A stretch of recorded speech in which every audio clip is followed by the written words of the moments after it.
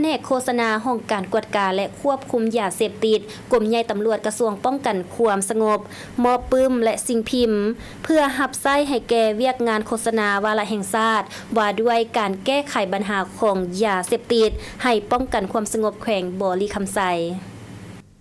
ในวันที่5มิถุนายน2025แผนกโฆษณาห้องการกวดการและควบคุมยาเสพติดกรมใหญ่ตำรวจกระทรวงป้องกันความสงบได้มอบปึ้มวาระแห่งชาติปึ้มกฎหมายปึ้มคู่มือโปสเตอร์โฆษณาและสิ่งพิมพ์อื่นๆที่เกี่ยวข้องกับเวียกงานโฆษณาเผยแพร่ข้อมูลข่าวสารให้แก่การจัดตั้งปฏิบัติวาระแห่งชาติว่าด้วยการแก้ไขปัญหายาเสพติดจำนวน900กว่าฉบับให้กองบัญชาการปกสแขวงบุรีคำไส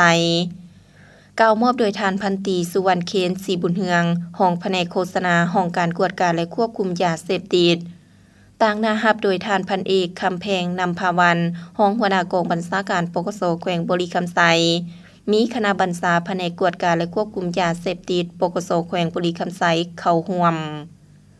การมอบปึ้มวาระแห่งชาติปึ้มกฎหมายปึ้มคู่มือโปสเตอร์โฆษณาและสิ่งพิมพ์อื่นๆที่เกี่ยวข้องกับเวียกงานโฆษณาเผยแพร่ข้อมูลข่าวสารให้แก่การจัดตั้งปฏิบัติวาระแห่งชาติว่าด้วยการแก้ไขปัญหายาเสพติดในครั้งนี้เพื่อให้กองบัญชาการปกสแขวงบุรีคำไสและแผนกวิชาเฉพาะที่เกี่ยวข้อง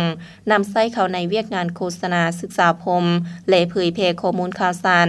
ซึ่งเป็นหนึ่งใน6เวียกจุดสุ่มของวาระแห่งชาติว่าด้วยการแก้ไขปัญหายาเสพติดเช่นการโฆษณาเผยแพร่กฎหมายเผยแพร่ผลให้ภัยอันตรายของยาเสพติดและกิจกรรมอื่นๆในทั่วแขวงบุรีคำไสให้มีความสะดวกสบายขึ้นเติม